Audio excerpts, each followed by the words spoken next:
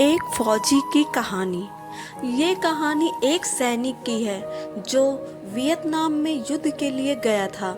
युद्ध समाप्त होने के बाद जब उसके घर लौटने की बारी आई तो उसने अपने माता पिता को सैन फ्रांसिस्को से फ़ोन किया।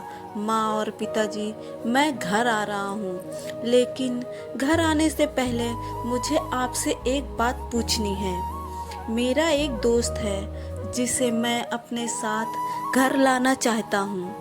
क्या मैं उसे ला सकता हूँ? बिल्कुल बेटा, ये भी कोई पूछने की बात है।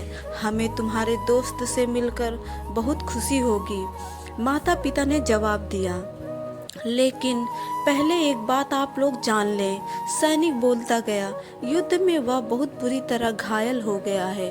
उसने एक बारूदी सुरंग पर पैर रख दिया था और उसने अपना एक हाथ एक पैर गंवा दिया है।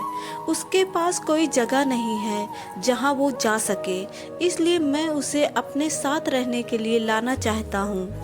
उसकी यह बात सुनकर उसकी माँ बोली, बेटा, तुम्हारे दोस्त के बारे में जानकर हमें बहुत दुख हुआ। हो सकता है हम उसके रहने के लिए कोई जगह तलाश कर सके।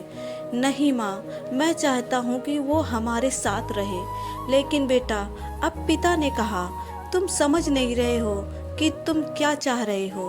इस तरह का अपाहिज व्यक्ति हमारे लिए कितना बड़ा बोझ होगा। हमारी अपनी जिंदगी है जीने के लिए और हम नहीं चाहते कि इस तरह की कोई भी परिस्थिति हमारी जिंदगी में दखल दे। मेरे हिसाब से तुम्हें अकेले घर आना चाहिए और अपने दोस्त को वहीं छोड़ देना चाहिए।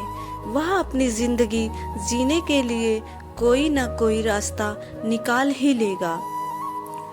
सुनकर उस सैनिक ने फोन रख दिया। कुछ दिनों बाद उसके माता पिता को सैन फ्रांसिस्को पुलिस से एक संदेश मिला जिसमें उन्हें बताया गया कि उनके बेटे की एक बिल्डिंग से गिरकर मौत हो गई है।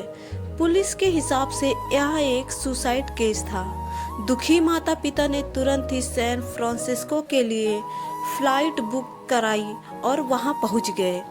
वहां उन्हें शहर के मुर्दा घर जाया गया ताकि वे अपने बेटे की पहचान कर सके।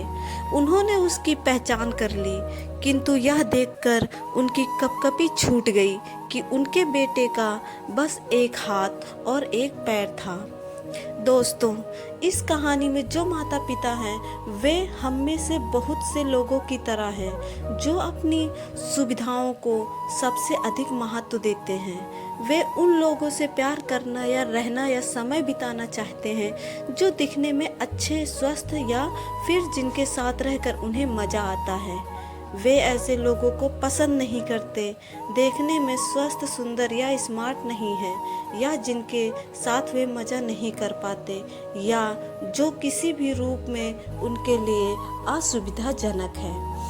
वे ऐसे लोगों से दूरी बना कर रखते हैं, लेकिन कभी कभी उनके इस व्यवहार के कारण उनके सामने ऐसी परिस्थितियां उत्पन्न हो जाती हैं जब उन्हें पछताना पड़ता है।